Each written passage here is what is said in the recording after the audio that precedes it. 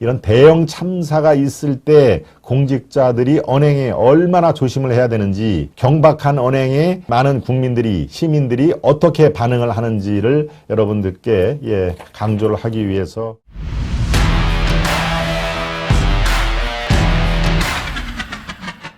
참사 후 여야 손놀림부터 막은 이유, 참사 후에 여당, 야당 공의, 지금 비상령을 내렸죠. SNS 자제를 합니다. 그러고 지금 상황에서 까딱 잘못하면은 정말 더더군다나 대형 참사 뒤에 이렇게 옷을 벗는 사람들이 줄줄이 있었다는 점을 충분히 감안을 하는데요.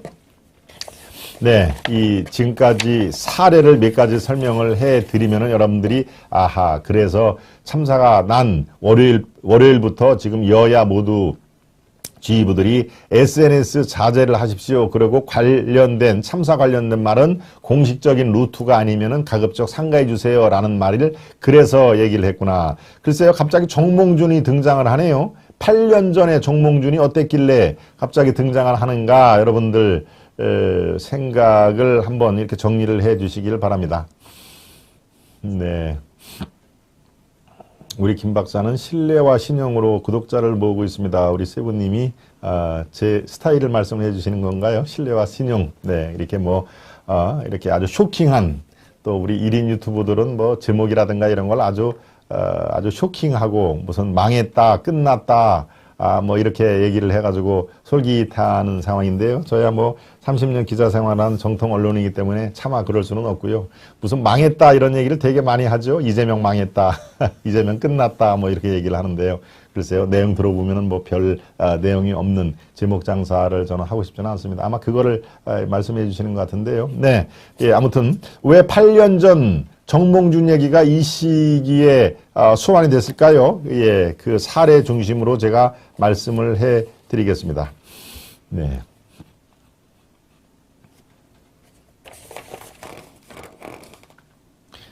2014년으로 지금 정치권에서 왜 이 단속령이 내렸는지, 금지령이 SNS 이렇게 그 카톡이라든가 페이스북, 그다음에 말도 함부로 하지 마라.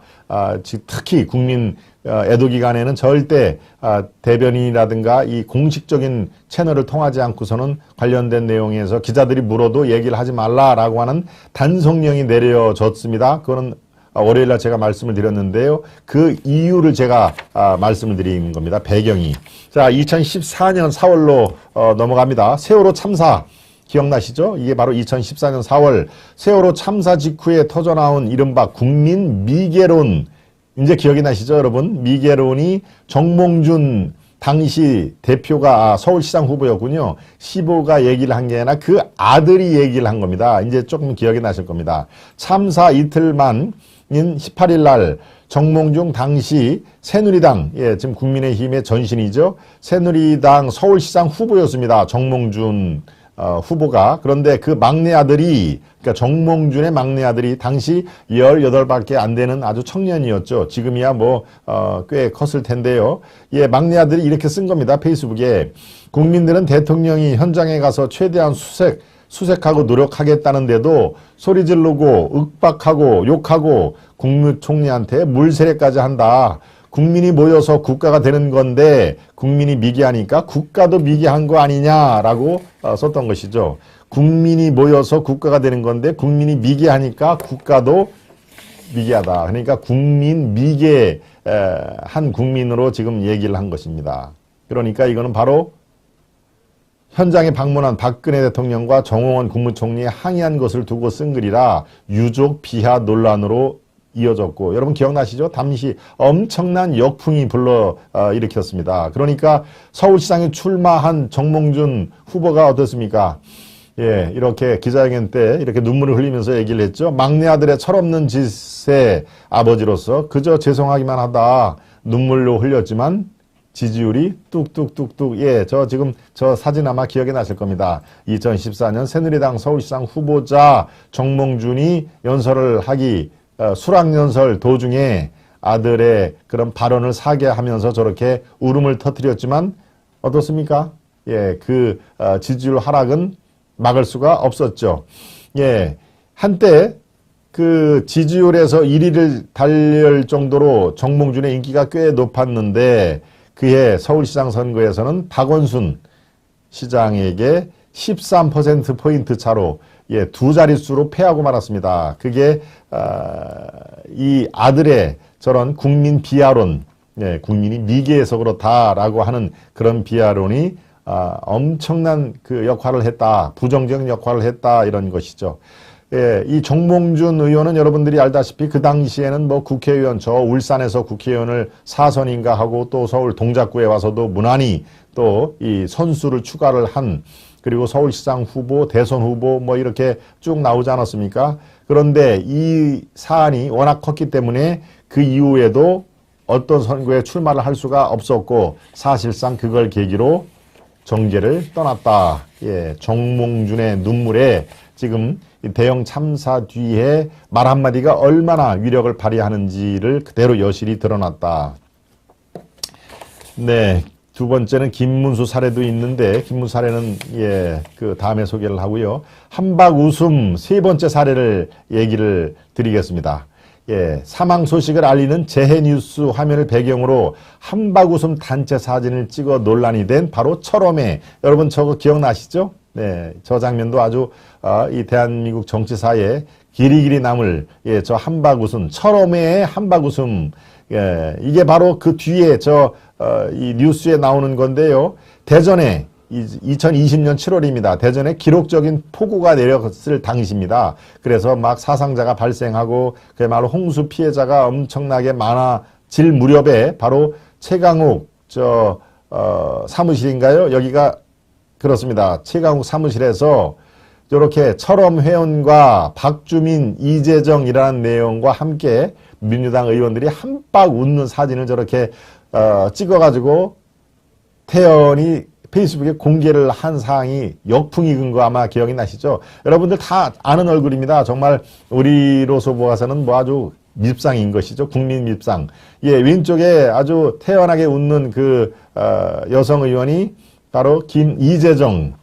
네, 그 옆에는 지금 언뜻 생각이 안 나네요. 그 옆에가 바로 박주민, 가운데가 자기 사무실이라고 또 그 최강욱이, 그 옆에가 김용민이죠.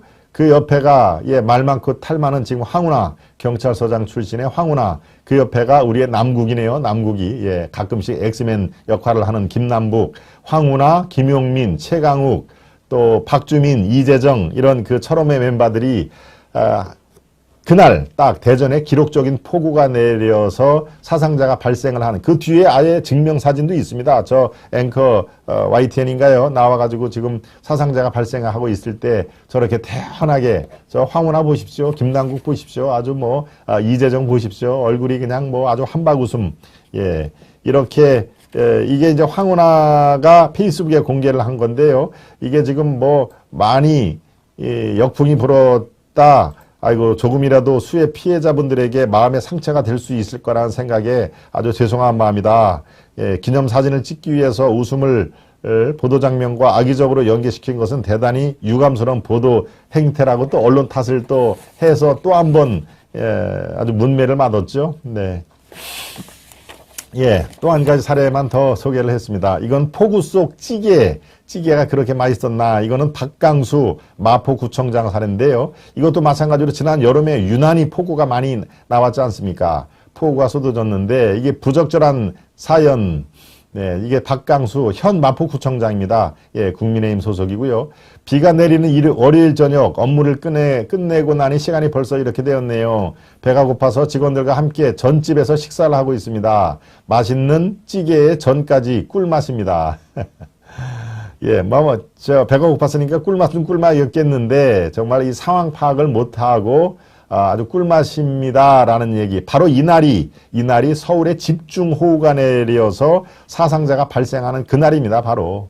예, 바로 아예 비가 내리는 월요일 저녁이라고 나왔는데 그게 얼마나 맛있는지 그 맛을 잊을 수가 없어서 저렇게 페이스북에 뜨하니 올렸는데 예, 결국은 곧 페이스북에 물의를 일으킨 점 죄송합니다, 사과드립니다라는 그 사과의 물을 올릴 수밖에 없는 상황인 것이죠. 예. 이렇게 박강수 구청장이 올렸으니까 거기에 댓글이 아이고, 예, 참 구청장 치고 정말 눈치가 없네, 눈치 좀 챙기시라라는 비판글이 아주 줄을 이었고요. 예, 이때 또 박 구청장은 또 눈치도 없이 댓글을 남겼는데 전을 먹어서 죄송합니다.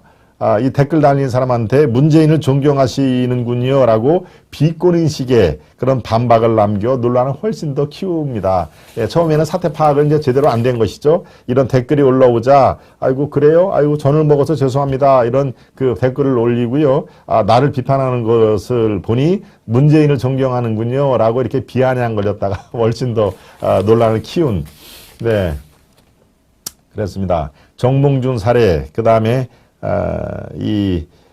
박 구청장, 네, 박강수 구청장, 또 처음처럼, 예, 철험해, 예, 민주당의 철험해, 이렇게 그냥 난리가 나서 홍수가 나서 사상자가 발생하는 바로 그날에 저렇게 한바구음을 그것을 태연하게 또 이 페이스북에 올린 또 황우나 이런 사람들이 다 문매를 마른 그런 그 사례를 제가 말씀드리는 이유는, 예, 이런 대형 참사가 있을 때 공직자들이 언행에 얼마나 조심을 해야 되는지, 예, 그 경박한 언행에 우리 많은 국민들이, 시민들이 어떻게 반응을 하는지를 여러분들께, 예, 강조를 하기 위해서 이런 그 내용을 제가 분석을 해드렸습니다. 참사 후 여야 지도부가 공히 입단속 손놀림 단속에 나온 배경에는 바로 이런 이 사례가 있기 때문에 그랬던 것이다라고 제가 논평을 해드립니다.